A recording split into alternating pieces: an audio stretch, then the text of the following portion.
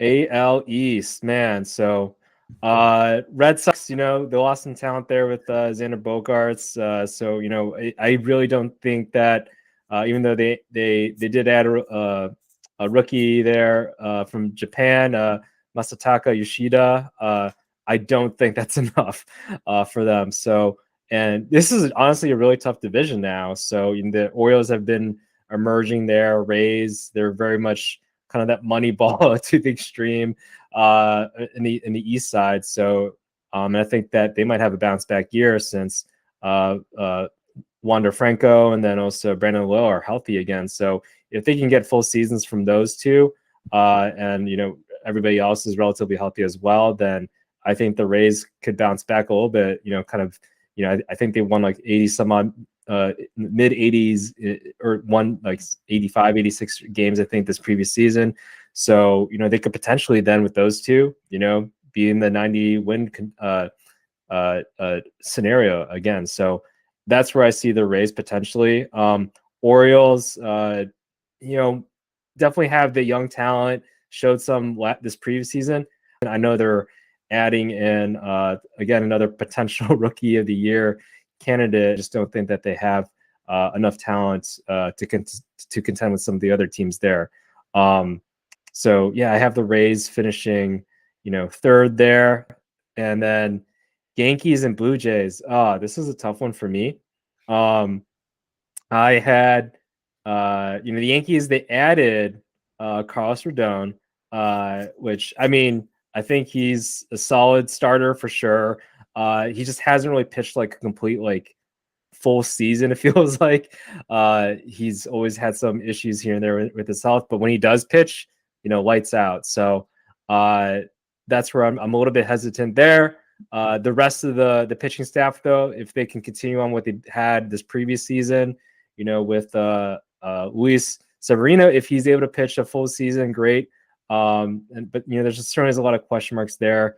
It's definitely that they're kind of leaning on the young talent, on top of obviously having like Anthony Rizzo and Aaron Judge, the MVP. So if it's kind of, it seems like they're trying to balance this. You're trying to have those solid veterans, but then also kind of nurture the young talent that they have too on their, Oswald Peraza and then Oswaldo Cabrera as well. I think those are some positional players that they maybe want to integrate into the lineup a little bit more. So with all that said, yeah, they have a great pitching staff if they can stay healthy, but I have the Yankees finishing second here, and then the Blue Jays as taking the division, the AL East here. So they lost Teoscar, but at the same time they did add Dalton Varsho, and then also Kevin Kiermaier,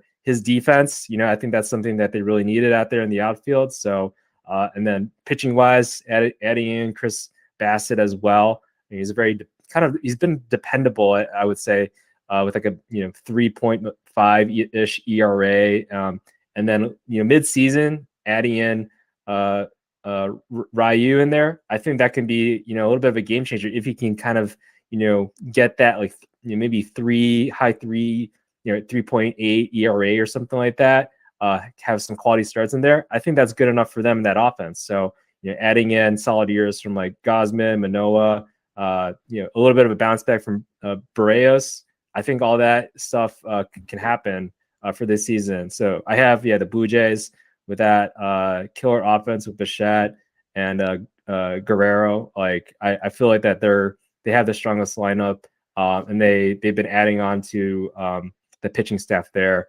and a decent bullpen too. So yeah. But what are your thoughts, Pat, on my pick there?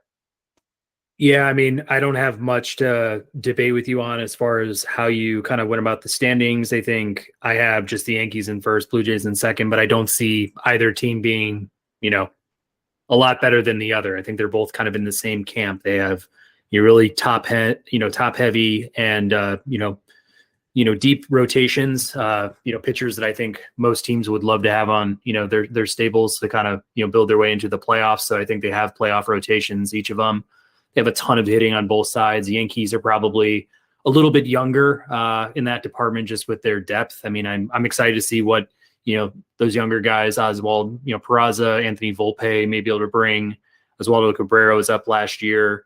You have Scott Judge and, kind of Stanton as those big boppers. But the Blue Jays, the only reason why I might have put them a little bit below is because they did make some trades. I mean, they got rid of their young prospect catcher in Gabriel Moreno, as well as Lourdes Gurriel in left field.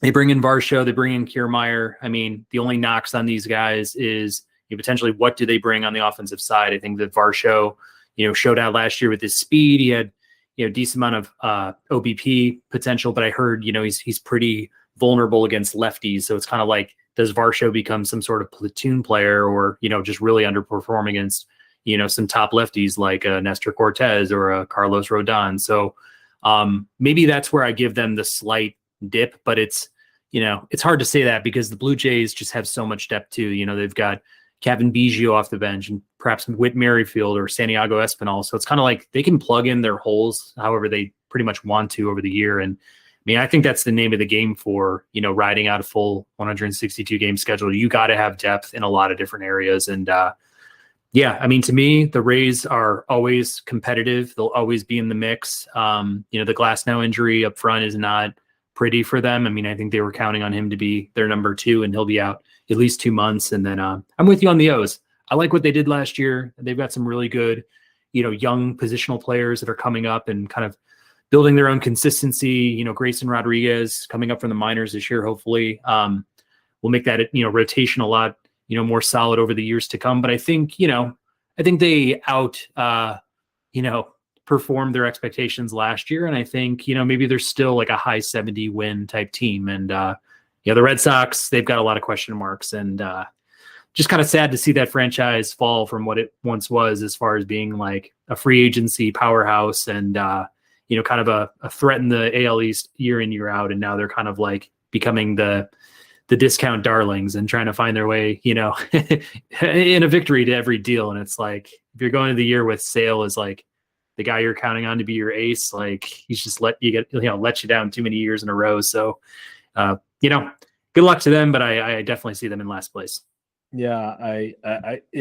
Baseball is always better when the Yankees and Red Sox are just, getting into fights, clobbering each other, and then, being competitive. So, but yeah, it's just so many changes, I think, for the Red Sox this season, at least in terms of like for negative wins, essentially. Again, losing Xander, Bogarts, who knows what's going to happen with Sale? Might be, I don't know, potential trade candidate. Who knows exactly? So if he's healthy, right?